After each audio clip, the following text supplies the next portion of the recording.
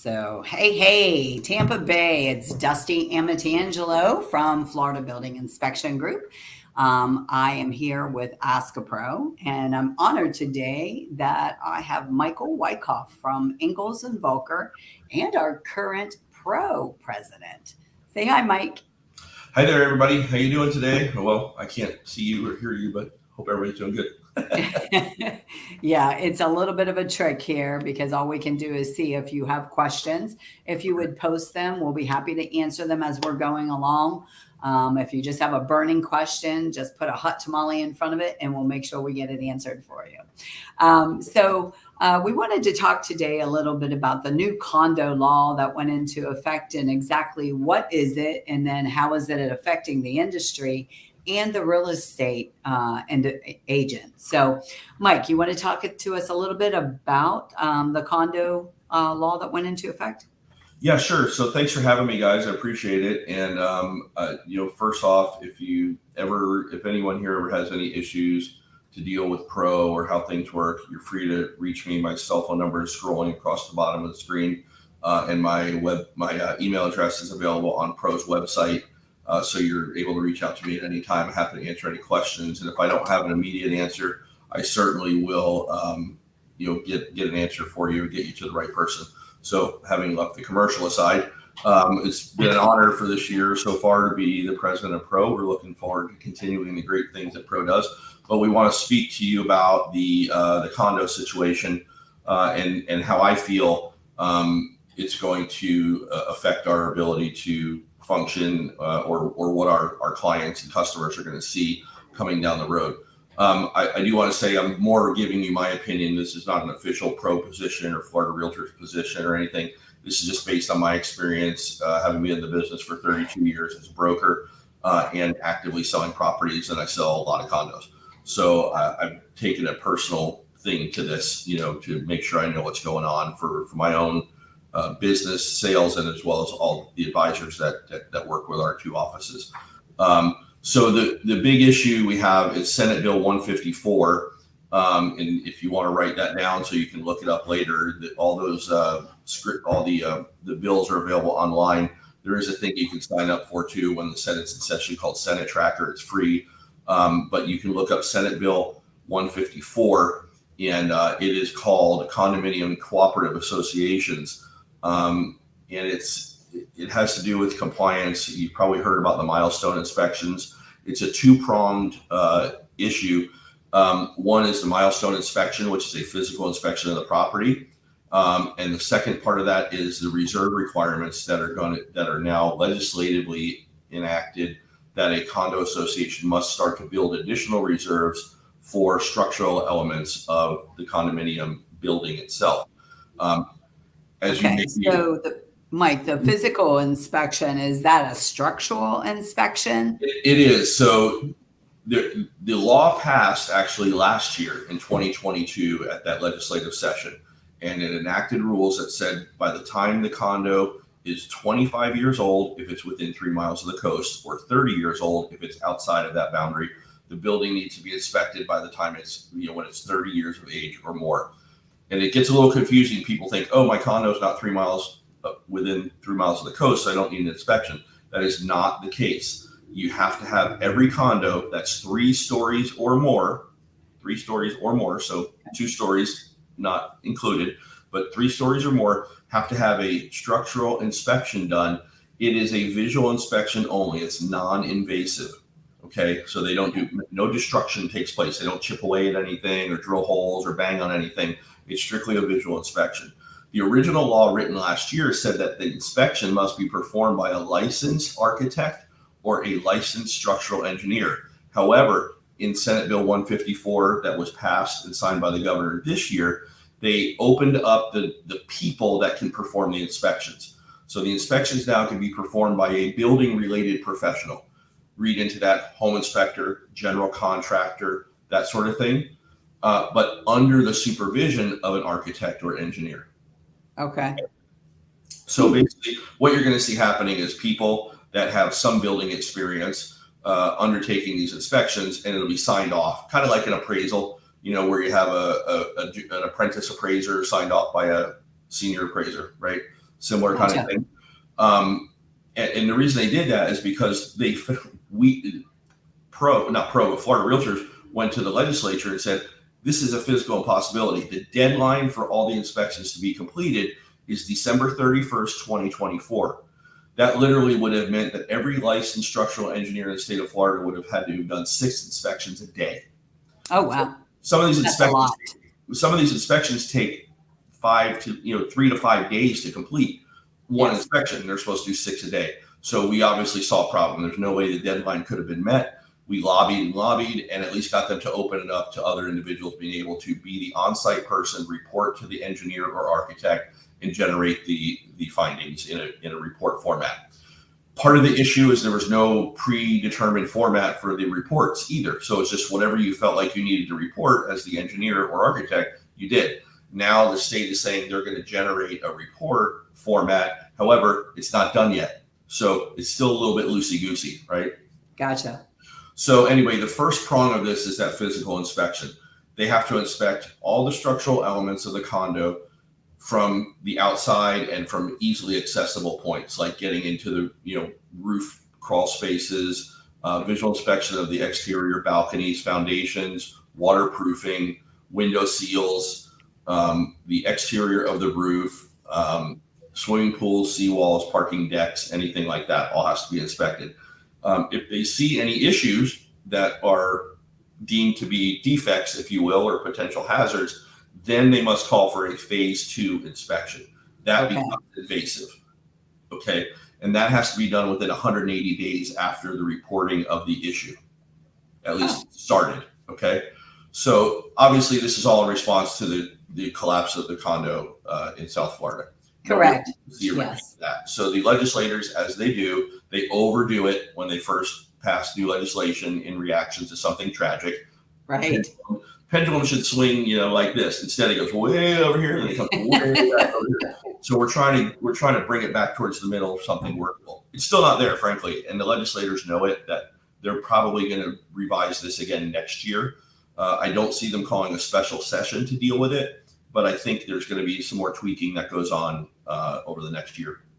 So anyway, having said that, you just gave me some good information. I thought they were only doing phase 2 inspections. I had no idea that there was actual the ability to do those inspections with the supervision of an architect or an engineer. Yeah. So then when you get into the phase 2, now you have to bring in the architect or you have to bring in the engineers. Gotcha. Right? Which makes sense. The inspections are expensive at this point. I've seen a few of them. There's a 24-unit building in Treasure Island just got done. It was over $10,000 for the inspection for the phase 1. Bayfront Towers in downtown St. Petersburg had theirs done, and their phase 1 showed some pretty extensive problems, and it's looking as though they're going to have about a $250,000 to $300,000 per unit assessment. Oh, yeah. So who eats that? The individual unit owners. Wow. So if you guys go on the MLS and check, you'll see there's a lot of units for sale in Bayfront Towers right now. Okay, let me get back, see if I can get on track. I don't have a real script here. I'm kind of going, and please feel free to fire questions. I'll do the best I can to answer them. So the phase 1 inspection then is the first part of this. So it's pretty simple. They take a look around. They see if there's any issues. They'll do things like check for moisture in the stucco. That's one of the big issues that contributed to that collapse. They had bad waterproofing, and they had stucco issues, and steel wasn't properly encased. So salt leaches through concrete, eats the steel, and that helped cause the collapse. And in South Florida, they also added a lot of planters with giant trees on elevated decks. So those planters, of course, if you ever had a potted plant in your house, you know it's always wet underneath it, even though you put a plate under it, it still happens. And then they had these trees that were 30, 40, 50 feet tall on an elevated deck, and they were giant palm trees and things. Well, all that added weight was never accounted for in the original architectural drafts and the structural integrity inspections of the building when it was first built. They just kept adding things and adding things. And then when you have cars moving around, that live weight shifts and things start cracking. And that's what causes that collapse. So that's what these inspections are for.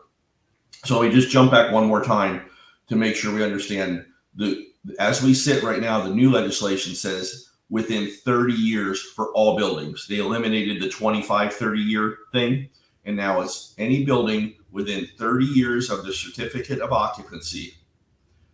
By the time it turns 30, it has to have this phase 1 inspection done.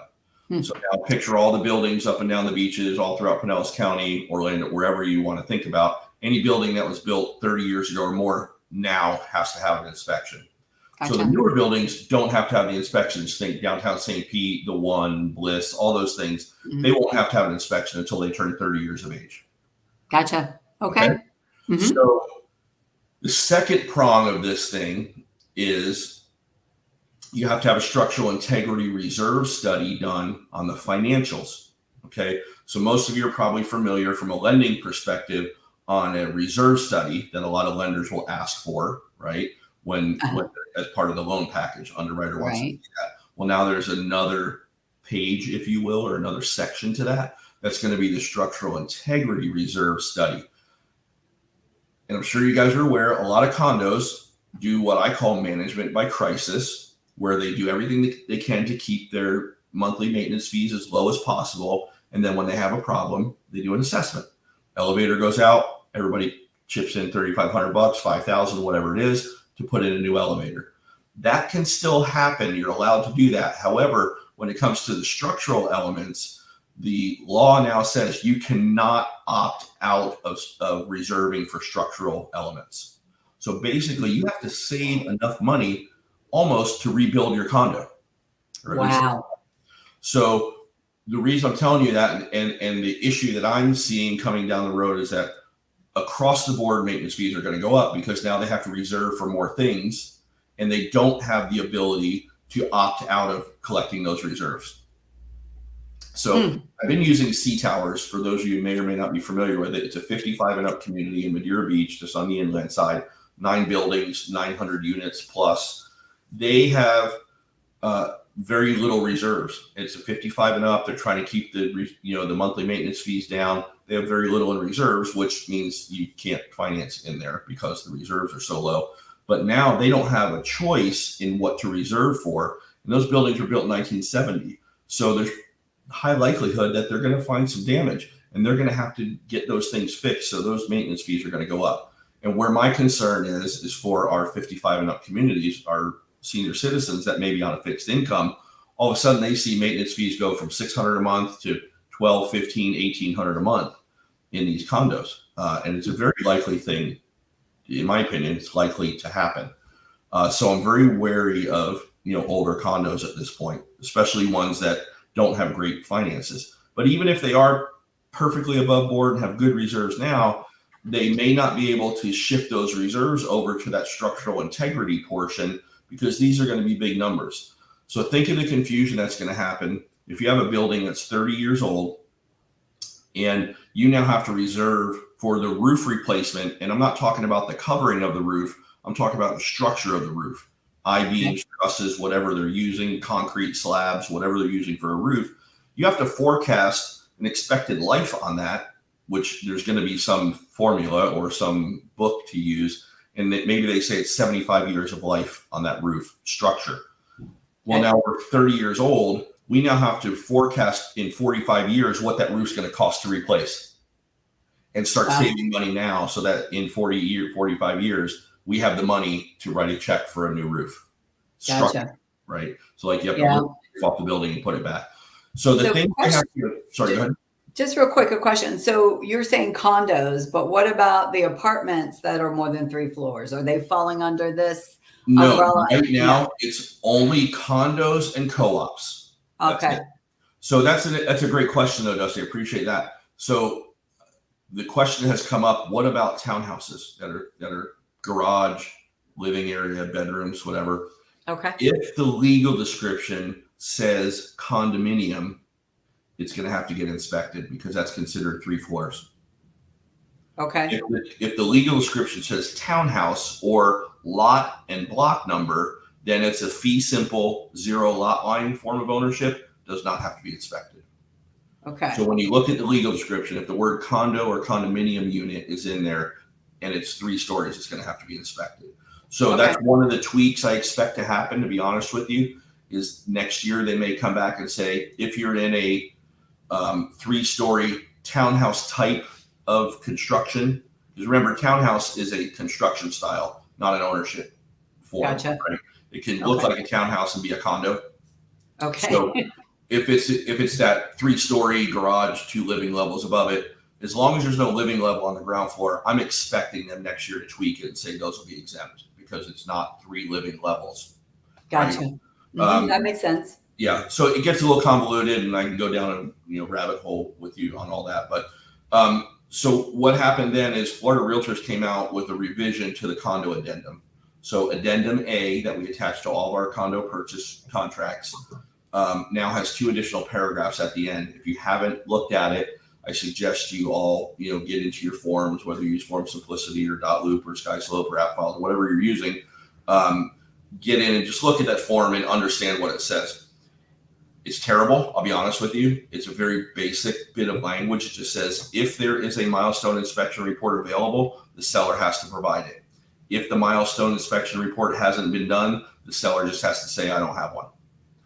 And then that's part A. Part B is if there's a structural integrity reserve study for the finances of this done, it has to be provided to the buyer. If there isn't one, the seller just says, I don't have one. It's the responsibility of the HOA management to have these things on hand and available to any prospective purchasers. Okay. Most right now don't have them. They were all waiting to see how this law was going to shake out. It's going to be a mad rush from now until the end of 2024 to get all these done. We are very the industry, the HOA management industry is very unprepared or underprepared for the need to fulfill the requirements of the structural integrity reserve study. I gotcha. Part of the reason is they don't know what these things are going to cost, so they need to see the phase 1 milestone inspection before they know where to go with everything, right? Okay. Kind of like which goes first. So I want to encourage you that are on here to get with your brokers and encourage the brokers to get some version of a disclosure to protect themselves and to protect you. I have one for my company. It's 2 pages of disclosure, and it tells you all the things that could happen as a result of these the milestone inspections and the reserve studies. Because in the condominium rider A, the 2 paragraphs just say, if we have one, we give it to you. If we don't, we tell you we don't have one for both of those items. It doesn't give the buyer any recourse. So technically, the day before the closing, the seller could provide the buyer with this structural integrity or the milestone inspection report that shows all kinds of damage to the property, and the buyer has no recourse to walk away. So as a practical matter for my realtor friends out there, to protect yourself and to better serve your clients, when you're taking a listing on a condo, ask the seller if they've had the milestone inspection done. If they have, get it and provide it right up front so that you don't have any blowups at the last minute. If you're working with a buyer, same. Get it while you're in your inspection period, because that's the only coverage you have. That's the only safety position you have, right? So do you see like an addendum coming that will at least put a layer of protection for you to be able to? Yeah. Okay. Yeah, I do see that. Actually, Florida Realtors is having their convention and legislative meetings in August, and that is going to be a big topic of discussion for sure. So I would venture to say that before the end of the year anyway, we should have some version of a disclosure or an addendum to the contract that deals with this as more and more people get the studies done. So for my real estate practitioners out there, ask if this has been discussed. You can request meeting minutes from the association to see if they have a contract to get the inspections done, to see if the structural integrity reserve financial study has been done, or if it's being contemplated, or if it's in the works. If there's been any discussion about changing your monthly maintenance fee to raise them, even if it's not been voted on yet, if it's been discussed at a meeting, it needs to be disclosed. So you had said that there is it the C Towers that has the huge assessment?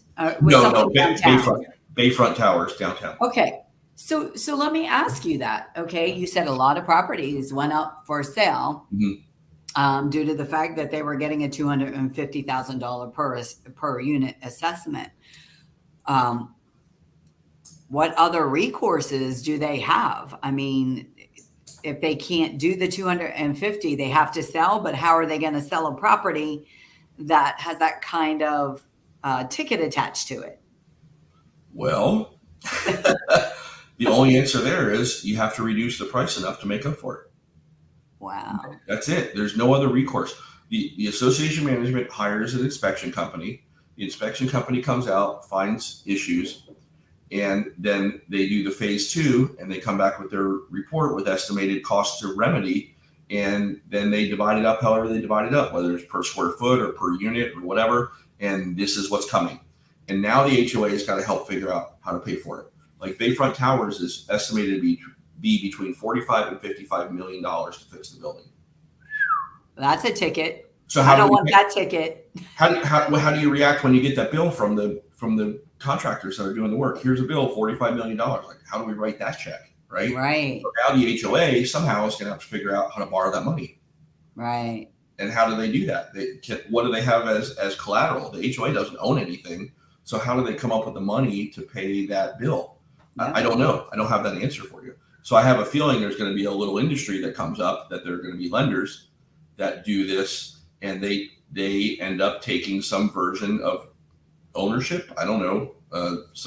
Put some claim on all the units, or all the units that haven't paid their assessment in full. I don't know. That's interesting that you say that. I could see that too. Or the unit owners are going to have to take an equity line out to pay it, and now they have much less equity because the units are worth substantially less. But what if they just bought it 2 years ago and they have a 90% mortgage on it? There's not that much equity in there to whip out $300,000 in cash, to satisfy this lien. So then what happens? An owner says, I can't afford to pay this assessment. And they walk away. Do they walk away from the condo? And now the HOA owns it, right? The association, which means the members collectively own it. And now they're responsible as owners for paying that assessment too. Which they don't have the money. Until such time as they can actually sell the unit. Well, then how are they going to be able to sell the unit when there's all this stuff coming, right? It's this thing just kind of, it goes round and round. So I'm very, very concerned about the state of our condo market coming up. So for those of you in the business, make sure you have a disclosure for your buyers so they know what they're getting into. I think that's certainly a good piece of advice, right? Yeah, and frankly, I'm afraid for what it's going to do to condo values across the board. And just to be clear, it's everywhere in the state. Any condo, it doesn't matter where it's located within proximity to the coast. That's been a constant thing I've been hearing as I've been talking to people about this. Like, I live in a condo, but I'm in Hudson. Not a bad example, except floods like crazy up there. Bad. But I'm in Orlando. I'm nowhere near the coast. Doesn't matter. Every condo building 3 stories or more has to be inspected. There's like 40,000 buildings in the state that have to be inspected. That's amazing. It's a lot. So guys, I see a few people online. Do any of you all have a question for Mike? If you do, you can just put it in the comments or the chat section.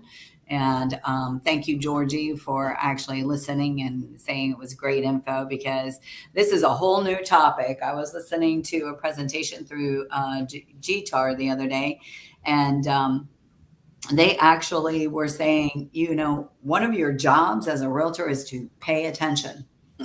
This is a subject that you have to know how to guide your clients through this process and exactly what to say to them when they have questions right now. So hang on one second. It says, I live in a condo and I didn't know all this, and I have to listen. I'll have to listen to it again to make sure I get all the info. Yeah. Couple pieces of advice. I mean, it sounds funny to say this, but if you live in a condo, don't get on the board of directors now. Why? Time. Because every member of a board of directors is a fiduciary to the condo association and all of its members. So anything that goes wrong is going to be your problem as a fiduciary. I would stay out of condo association board of directors. I would certainly attend meetings and be very involved, but I would not want to be on the board of directors. And if you're an investor, buy condos that are villas and 2 stories because the values of those are going to go up. I promise, because they're not subject to this rule. I got you.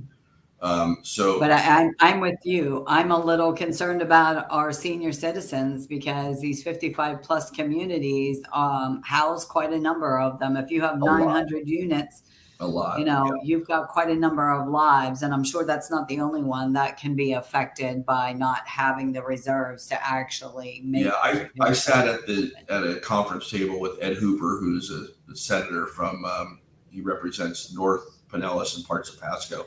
And I said, Ed, where did this come from? Did you guys vet this through the insurance agents, through the real estate industry, or through our engineering industry?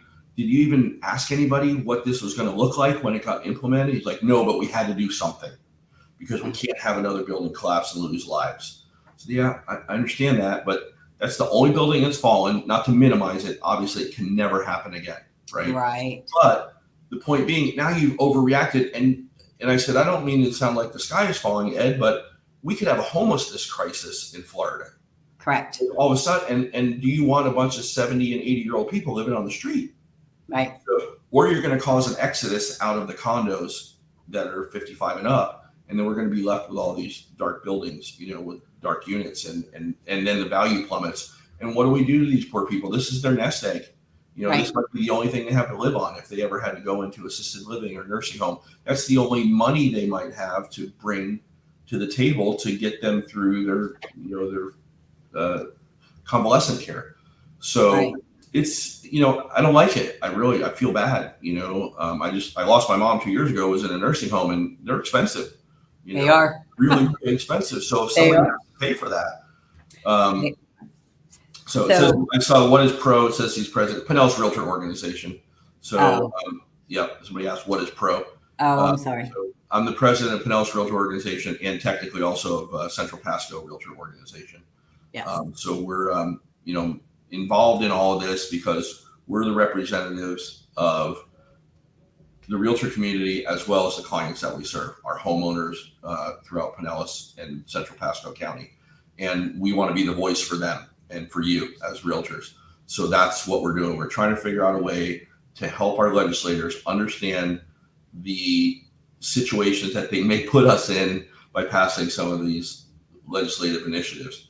I mean, the other one, I just attended a seminar yesterday about having certain foreign people buying properties within X number of miles of, military installations and all that. That thing's fraught with liability. That's a huge. Wow. And that starts tomorrow, July 1st, it takes effect. So, man, we have all kinds of issues there because I'll just use Chinese people as an example. One of the excluded people from being able to buy certain properties are people from mainland China. If they're found to be affiliated with the Chinese, with the Communist Party. Yeah. So, I mean, I don't know how you're not if you live there because you're under communist rule, right? So I don't know what that line is, but now do you treat Chinese people differently? Oh, we just opened up a fair housing violation. Right? I was just going to say, isn't there something about fair housing? Yeah, so there is. So there's huge concerns about fair housing. So the answer that we received from Florida General Counsel, Joanna Watkins, who is absolutely a genius, she's amazing. She said, just keep doing what you do. Treat everybody honestly and treat everybody the same, and we'll figure it out, right? Because right now there's not even a database that says, okay, here's a circle you can't sell to people from Iran in this circle, or you can't sell, we don't know, because the funny thing is you can't be within a government operative site or whatever. Some of those are top secret. You don't even know they are. So how do we know, right? How do we know where we can't sell to people? It's so bizarre. So these legislators pass these rules, not understanding the unintended consequences of them down the line. Well, we are Florida. You got to take that into consideration. If it happens anywhere, it happens in Florida, right? Yeah. So anyway, Mike, thank you so much. I hope if you're just joining us, we were talking about the new condo laws, exactly what it means to you as a real estate agent, potential buyer, current owner. So you can look at this on our channel and rewatch the segment anytime you like. And wanted to say thank you, Mike, for joining us today and taking time out of your busy schedule. We really appreciate you and all of your knowledge. 32 years worth. Thanks for having me, and I appreciate the opportunity to do this because we, as the real estate industry, need to know what's going on and be able to, get this information out to our clients to better serve them. That's what this is all about. So, if any of you are out there and you have groups like this, I'm happy to come talk to them as well, and would be happy to get it out there because we just need to know this to do our job better. Very good. And we always want a knowledgeable, the most knowledgeable realtor in the business. So thank you for everything and have a great day. Happy 4th, everybody. Right. Stay safe. Everyone. Yep. Yep. And remember to thank those who served. We thank you very much. Bye-bye. Thank you, Dusty. Bye, everyone. Bye.